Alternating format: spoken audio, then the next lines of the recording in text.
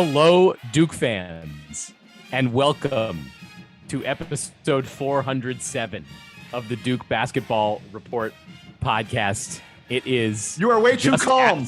You're too calm.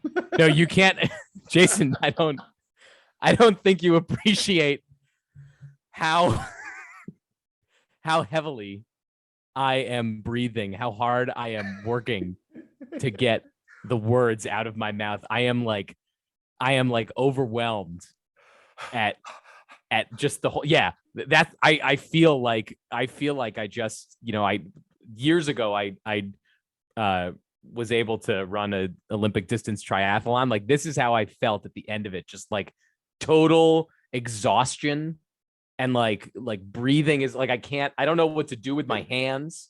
Dude, I'm in Breckenridge, Colorado. I'm at altitude. Oh no, that's very bad for this moment. I'm at altitude. I was like just going. First of all, I usually pace. I've mentioned this before. I usually pace. I started out pacing, and I was like, I was about to have a heart attack. I was dying. Yeah, I'm not all of my like Duke friend, like classmates, and I had to watch from the couch. It was not easy. It was easy. Folks. Okay, so Donald's not here. Right. He is in Mexico at the USA Mexico game. I actually haven't. Maybe I should know how that game went. I have no idea. I have no idea. I saw that it was 0-0. Yeah, it ended 0-0. So that's a good result for America. That's great. Good. That's fine. Well, I'd rather we beat them, but that's a different problem for a different day. More importantly, I am your host for this episode. If this is the first time you're listening, that would be insane. You think we suck? I'm your host. I'm Sam Klein. I'm joined by Jason Evans. Duke, it is, as I said, it's just after midnight. I guess it's now March 25th, 2022. The Duke Blue Devils are advancing to the Elite Eight. They just 3 minutes ago beat the Texas Tech Red Raiders. The final score, 78-73. We told you before this game that this was a matchup of one elite offense in Duke and one elite defense in Texas Tech.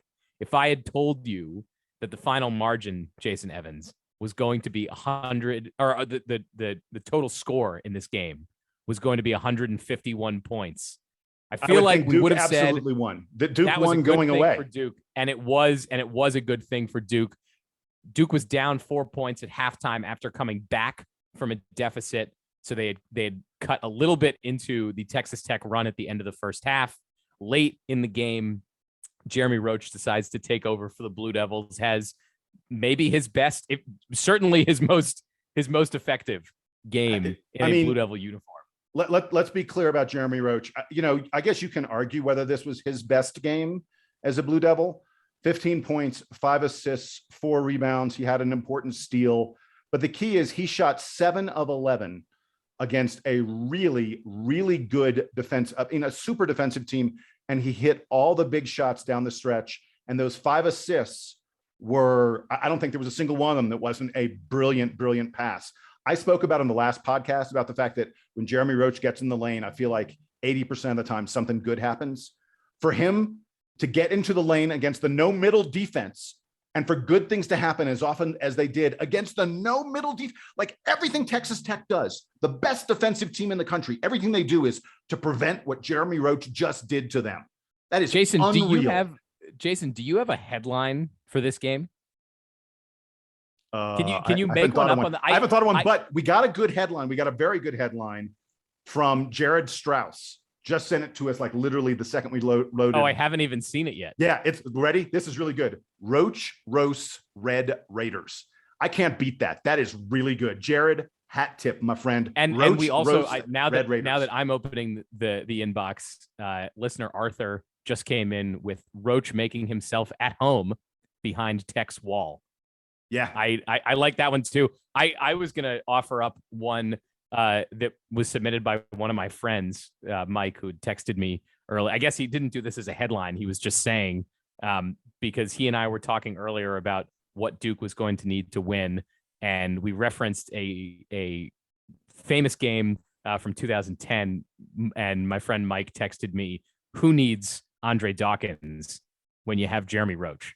Oh yeah, the Baylor game from 2010. Was this? I mean, Jason, I felt this. I felt this the whole way. This was the Baylor game in 2010. I mean, this was exactly that sort of game where Duke is going up against a big, tough defensive team that just does not let you get in the lane, that does not let you establish offense, and Duke managed to push right through that. It is the axiom in sports is that great defense beats great offense. And to see that not happen is just really surprising. Duke shot almost 52% from the field in this game. You don't do that against Texas Tech. 52% from the field. Against Texas Tech, Wendell Moore's 4 of 7, Paolo Banchero's 7 of 12, Mark Williams is 6 of 9, and Jeremy Roach is 7 of 11. 4 of our 5 starters hit more than half their shots. I never in a million years thought that would happen against this Texas Tech defense. It was great game planning by the coaches, and it was great execution. And I mean, wow, such an impressive effort. No one thought this was going to happen. I can't find there's very few people who were picking Duke to win this game, but they managed to find a way. And the fact that they got to 78 points against Texas Tech, that's crazy. If we're sticking with our usual structure here, we start with the headlines, then we get to the good.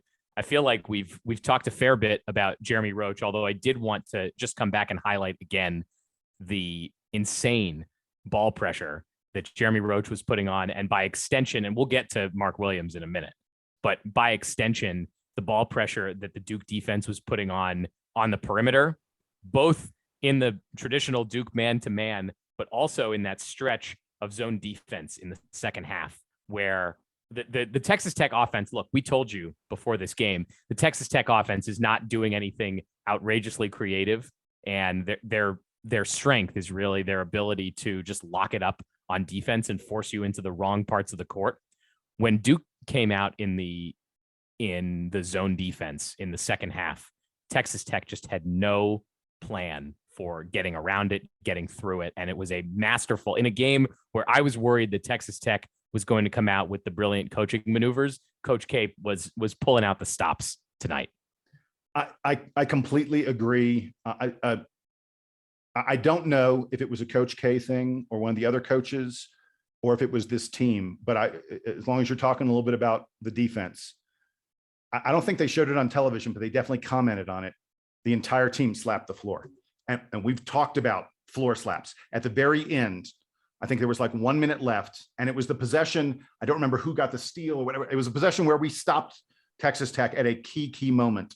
I want to say it was when we had a 3-point lead maybe, or a 4-point lead, and we stopped them. And it was a possession where every single guy in the Duke team went down and slapped the floor. It's something we haven't seen in a long time from Duke. I love that they called back to that and that they then executed great defense. I thought our defense was really good. There were aspects of it.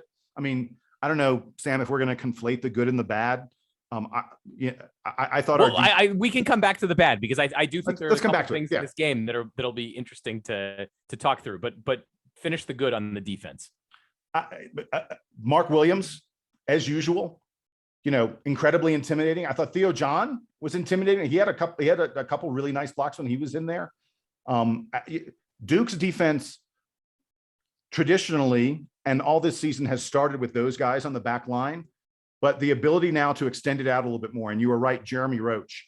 In fact, there was a strategic moment late in the game where Jeremy Roach started playing more and more aggressive defense, because Duke had only 3 team fouls. And Coach K and the coaching staff had told Jeremy Roach and Wendell Moore, I think, you can get out there, you can risk it a little bit more. You can go after them even more, try and get a steal, try and foul them up. Let's burn some clock by really going after them, because fouls did not matter. And by the way, the fact that Duke was able to keep Texas Tech off the free throw line, and the fact, Texas Tech only took 9 free throws in this game. And the fact that Duke was able to, keep the entire team out of foul trouble was a big element in a game where, frankly, we didn't get very much at all from the bench. So we needed everybody to be available and not get in foul trouble. And we knew before this game that Texas Tech is not good at drawing the fouls. We know that that's That's something they struggle with, and Duke absolutely took advantage in a game where Texas Tech has all of the depth benefit.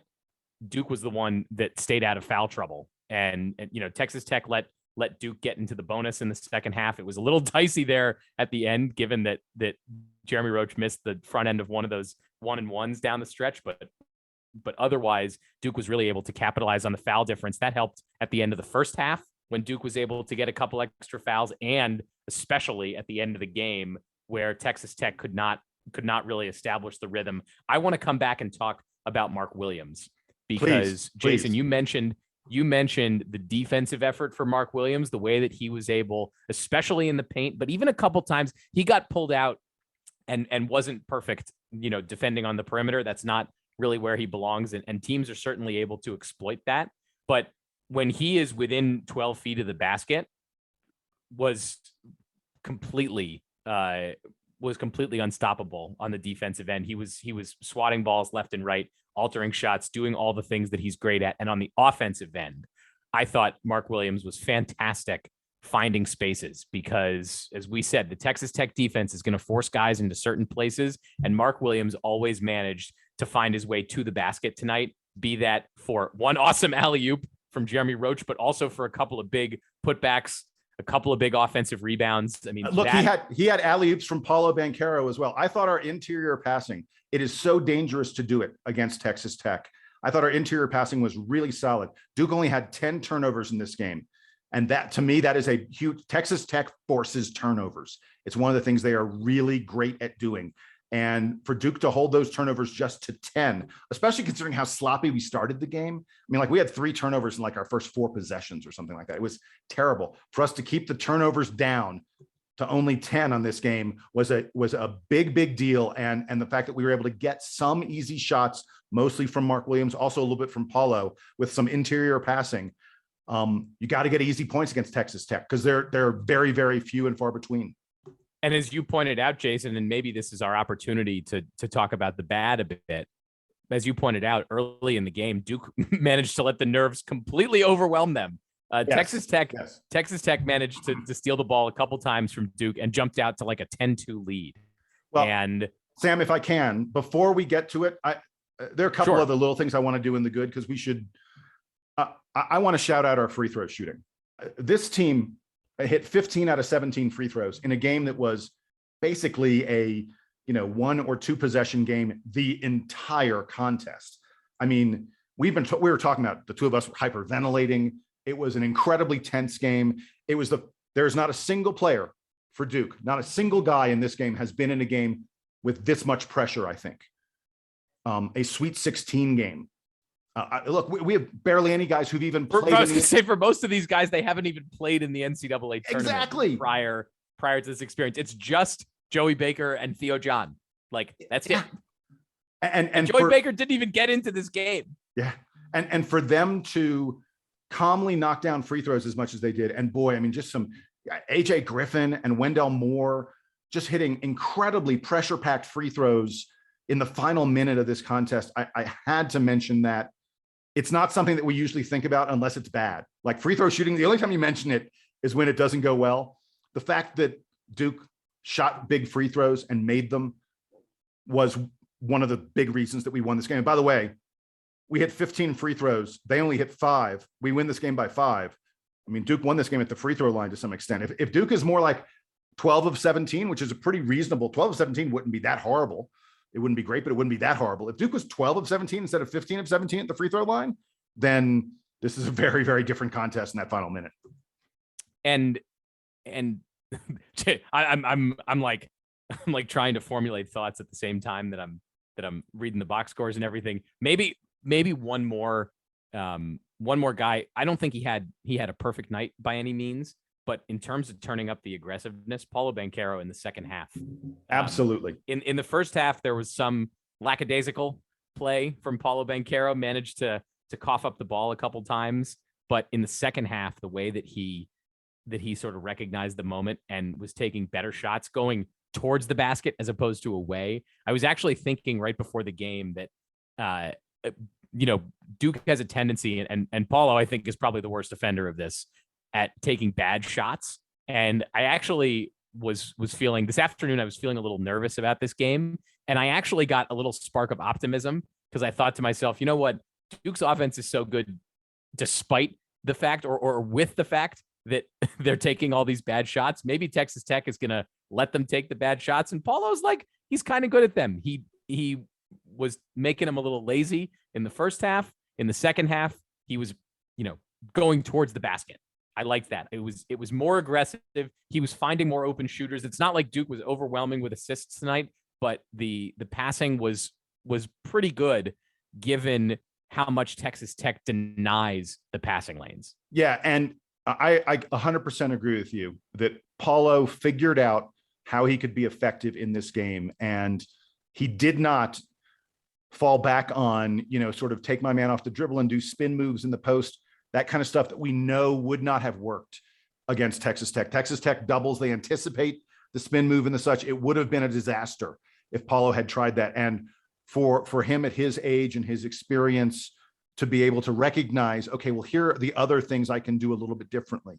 He was a little more patient. And look, we talk about the fact Paolo sometimes dribbles too much, but I thought he was more patient in this game and it had some beautiful, look, Paolo finishes with 4 assists, second on the team in assists, and hit 3 out of 4 3-pointers.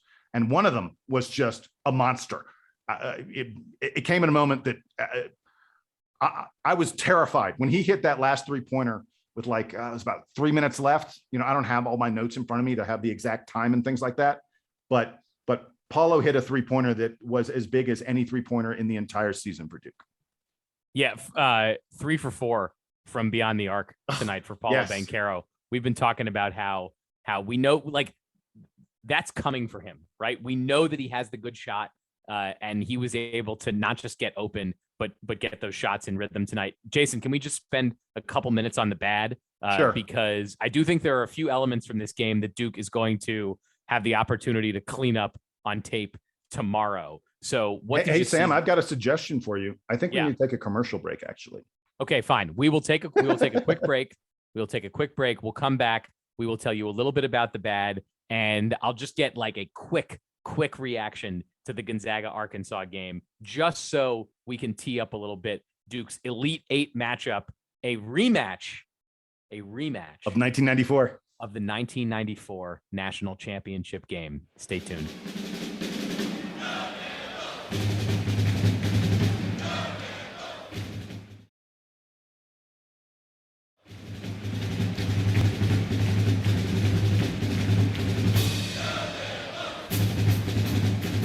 Jason, I let us talk a little bit too much about the good. Let's get to the bad here. Now, Duke does advance. That the most important thing here is Duke moves on from the Sweet 16. They get back to the Elite Eight, brother.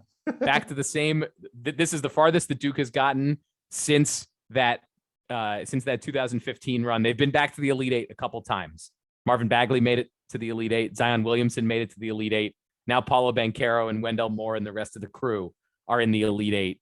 But Jason, before we get there, we need to address the bad from the Sweet 16. Yeah, and I think the very first thing, Texas Tech got 12 offensive rebounds. And I thought that a lot of those offensive rebounds were balls that would sort of bounce around to a lot of different players and end up in a Texas Tech player's hands. I don't for a moment want to imply that Duke didn't hustle, that Duke didn't want the ball or anything like that in this game. They clearly did. They played very, very hard against a really good opponent. But I guess I have to put it in the bad. It felt to me like Texas Tech got the loose balls a lot more than Duke did in this game. But that's largely credit to them. I just thought Texas Tech, super experienced team, knows how to do the little things. And that's one of the little things they did. And it resulted in 12 offensive rebounds. And to some extent, that's what kept them in the game. Texas Tech is, as we've said repeatedly, not a really good offensive team. The fact that they got to 73 points is actually a pretty good number for them. And a lot of that is because they offensive rebounded way better than they usually do. Yeah, the way that they stayed aggressive around the basket, it wasn't even like they were leaving more guys there, but some of the guys that were under the basket for them at both ends of the court, both on offense and defense for them, pulled down maybe 3 or 4 more boards than you might have expected. Duke only gets 5 offensive rebounds on the night. And just as it was at the Texas Tech offensive end of the floor, at Duke's end of the floor, not enough crashing the glass, especially on the offensive end. Not a ton of second chance opportunities for Duke. No. And when you're playing a team that forces you to take longer, lower percentage shots, that can be the recipe for disaster. And if we were talking about the end of the season, about the end of Coach K's career tonight, we definitely would have been leading with the rebounds. Yeah, and thank God that we're not. Another thing that I think Duke really struggled with, if we're talking about the bad, our bench play. I don't want to do this to him too much, but Trevor Keels was terrible in this game. He seemed, at least on the offensive end.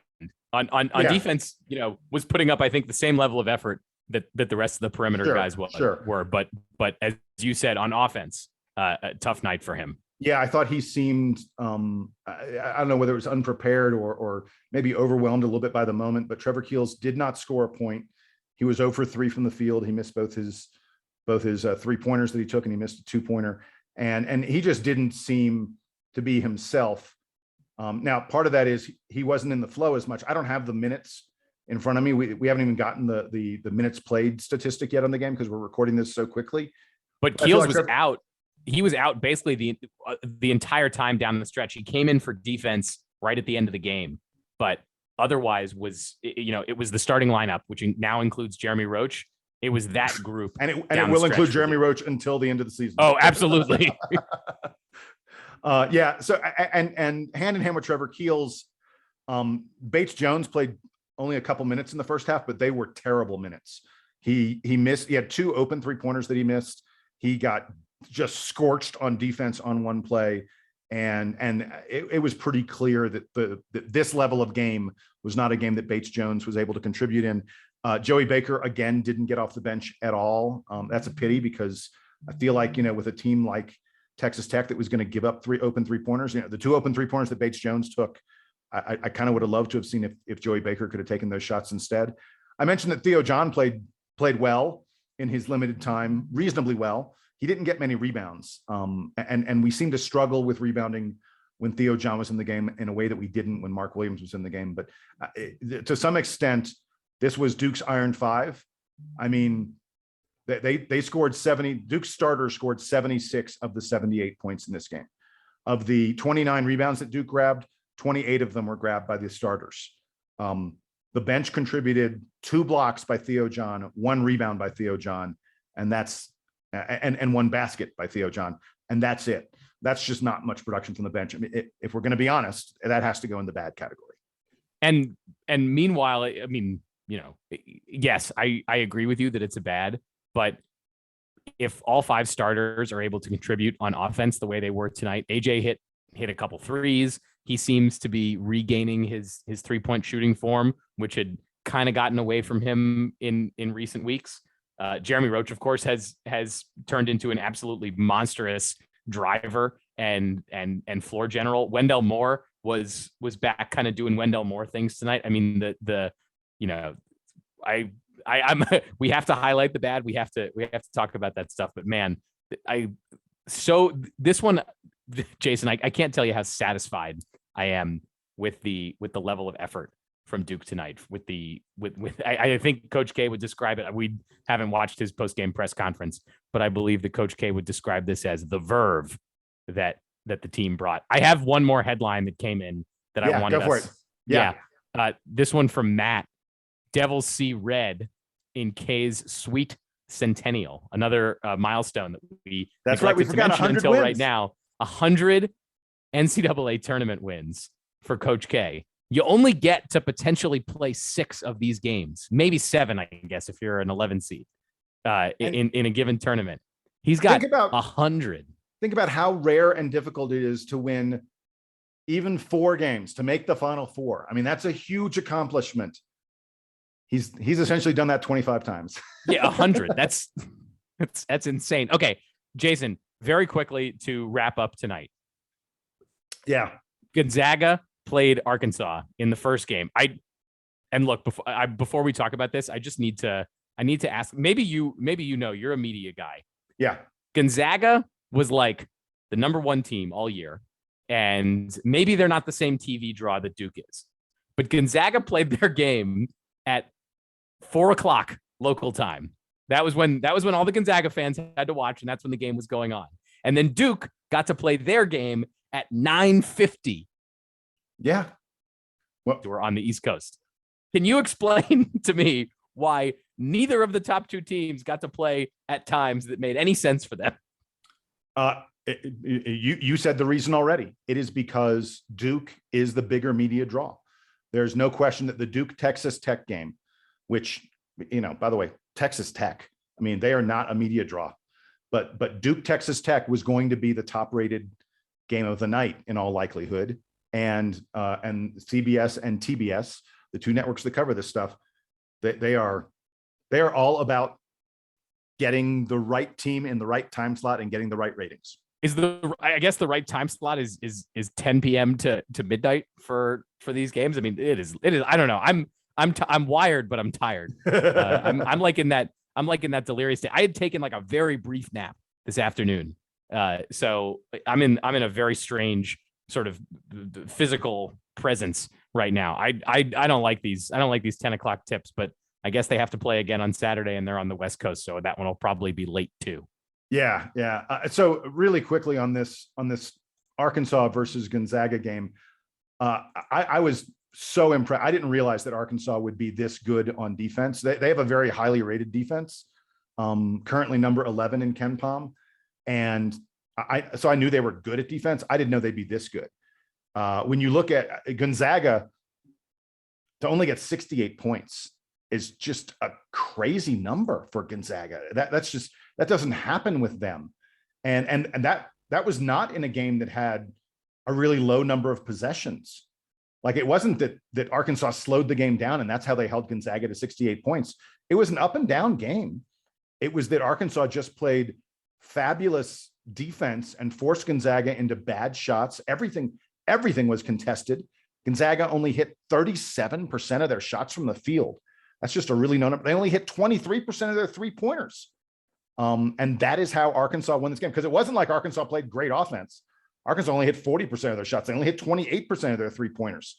But Arkansas just played great defense. And so Duke, coming off of this game against the number one defensive team in the country, is going to get another defensive juggernaut in this Arkansas club, a club that is playing. Arkansas is playing really good right now. They are, Sam, you were talking about, who's been impressive in this tournament, beating Gonzaga by 6. And really, they were in control of that game throughout the entire second half.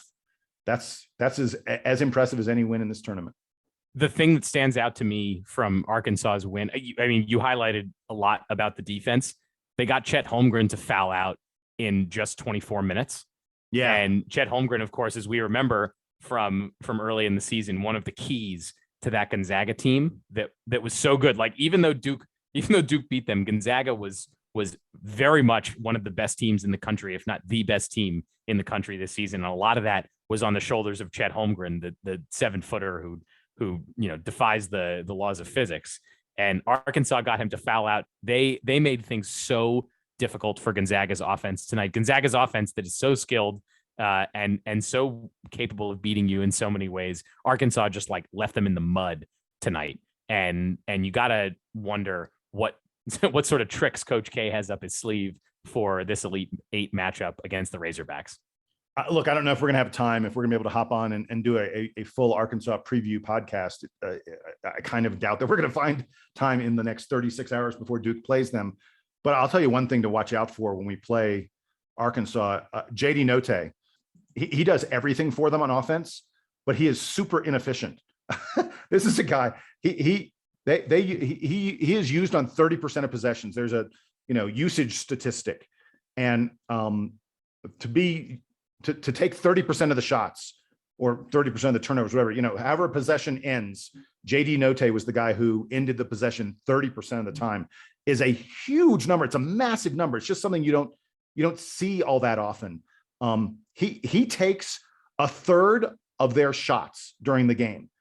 That's a crazy statistic, but he's not very good at what he does. Like, this is a guy who hits less than 30% of his 3-pointers but he's attempted 244 3-pointers on the year. He's a hugely inefficient player, but he is who their offense goes through at all times. And I think it's going to be very interesting to see, who matches up again. It's probably Jeremy Roach, because Note has the ball in his hands. He is ostensibly their point guard. And so I'm guessing that Jeremy Roach will be the guy who will play him. It's going to be a very interesting defensive matchup. He finds ways to score, even though he does it in a super, super inefficient way. But this is a team, like I was saying earlier, that is really built around their defensive identity more than their offensive identity. They're a terrible 3-point shooting team, thanks to JD Note taking 1 million 3-pointers and only hitting 29% of them. One other guy from Arkansas that I would like to highlight, since I guess this is now our Arkansas preview. One guy that stands out to me when I'm reviewing the names and watching the game tonight, Audice Toney, who played for Jeff Capel at Pittsburgh. He was a 3-year guy at Pittsburgh and transferred to Arkansas to play for Eric Musselman for his senior season.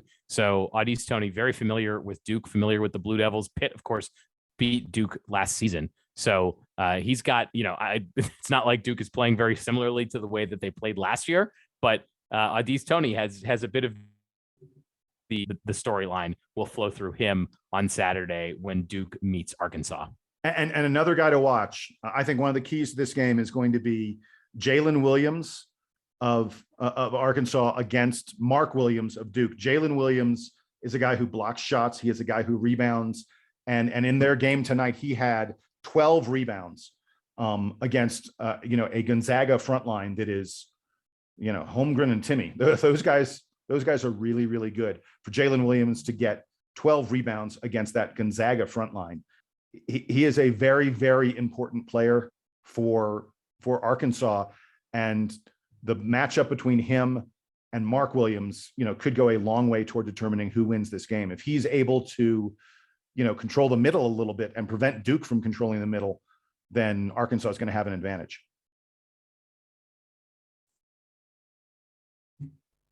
So I don't think, Jason, that we'll be able to, as you said, I don't know if we'll be able to get back on before that Arkansas game, but we'll certainly be on afterwards. Duke will play Arkansas Saturday night at the Chase Center for a chance to move on to New Orleans and play in the Final Four. As I mentioned before the break, it is a rematch of that 1994 national championship game that I certainly do not remember, and I am sure that Jason Evans certainly does. So, Jason, do you have any lingering frustration with the Hogs as it pertains to 94? Oh my God, yes, absolutely, 100%. Just give us for those of us Duke fans that are under, like, I don't know, 35 or so, that might not remember that game. Just give us a little fodder. Get us riled up. Get us angry for this one. So the most memorable thing about that game to me is Antonio Lang's fingernails. Antonio Lang, a power forward for Duke, a great leaper and shot blocker. And at a key moment with less than a minute to go in that ball game, and it being a back and forth game, Scotty Thurman of Arkansas goes up for a 3-pointer that Antonio Lang goes out to block. You remember the way Zion Williamson blocked the famous 3-pointer by DeAndre Hunter. It looked like Antonio Lang was going to block this 3-pointer. Like he skied. He went way in the air. And I think he will tell you that he felt the ball just barely graze his fingernails. It is said by Duke fans, if he hadn't gotten a manicure, that he would have ended up affecting the shot and blocking it. Instead, it went in and it gave Arkansas their victory, ruining Grant Hill's chance to win 3 national titles. What an incredible career Grant Hill had. That was Grant Hill's final game in a Duke uniform. Chris Collins, another beloved Dookie, had a big shot at the end of that game that if it goes in, perhaps the game goes differently. But it was a really, really exciting game. One of the better national championship games you'll ever see. And it was a game that Duke unfortunately came up on the wrong end of.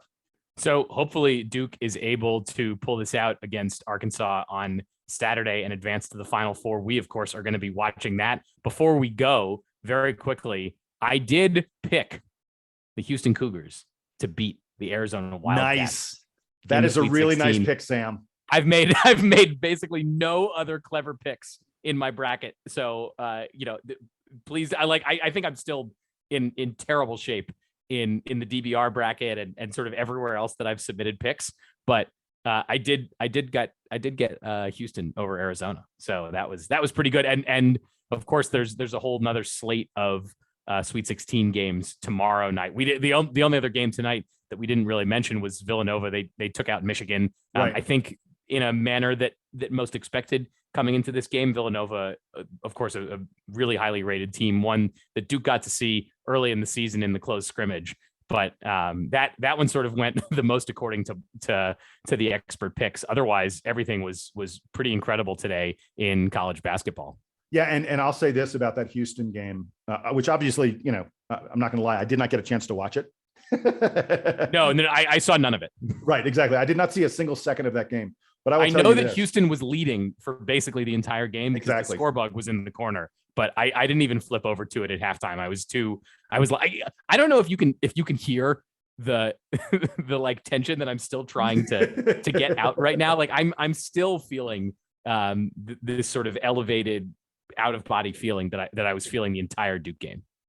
So I was going to say, Sam, we've been talking about, first of all, 3 of the number 1 seeds have now been eliminated. It's not even like we have a ton of 2 seeds still alive. I think we only have 2 seeds still alive.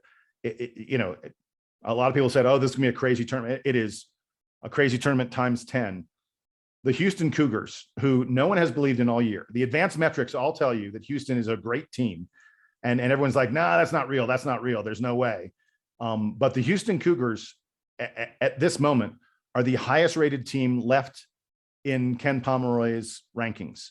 They're the number 2 team in the country, and the number 1 team, Gonzaga, is gone. And Sam, you were talking about the fact, who's the most impressive team in this tournament? It's Houston. So far, they beat UAB by 14. They beat Illinois by 15, and they just beat Arizona, who's looked pretty good. They beat Arizona by 12. Houston has won all 3 of their games by at least a dozen points. That's super, super impressive. They get a tough Villanova game next, but I'm kind of through not believing in Houston. I didn't pick them in my bracket. Congratulations to you. But if I had to pick that game right now, Houston-Villanova, picking Houston all day long. Yeah, I think at this point, I probably just cursed them, by the way. Houston and Duke so far, I think, have been have looked the most impressive, and Duke, I don't think, has been as impressive as Houston has. Arkansas had a tough time in one of their early weekend games. Obviously, beating Gonzaga is an incredible feat, so that's awesome. But yeah, the tournament so far has been spectacular for the games being close and for unexpected results, and we will see how all of that continues tomorrow. Of course, Duke fans might be tuning in to see UNC and UCLA tangle tomorrow night. That should be a fun one. St. Peter's is also going to be playing tomorrow, so tons of fun matchups going on Friday night. It's the best time, Sam. It is the best time of year, like times 100. Although as long as your team, we will leave it there. We will be back, as I said, at some point after. I suppose it depends on the exact outcome of the game. We'll be back sometime after Duke's Elite 8 matchup against Arkansas. So for Jason Evans, who is here, for Donald Wine, who is down in Mexico, I assume having a great time, hopefully staying safe, because you never know what's going to happen outside of Azteca after a USA-Mexico game. Hopefully all of that is going well. We will talk to you again soon. Stay in touch with us, DBR Podcast at gmail.com. Headlines, thoughts, reactions, anything you want to say to us. We are taking all of it in right now. This has been episode 407 of the Duke Basketball Report podcast. Duke is headed to the Elite 8 once again. We will talk to you again soon. Duke band, take us home. Go Devils!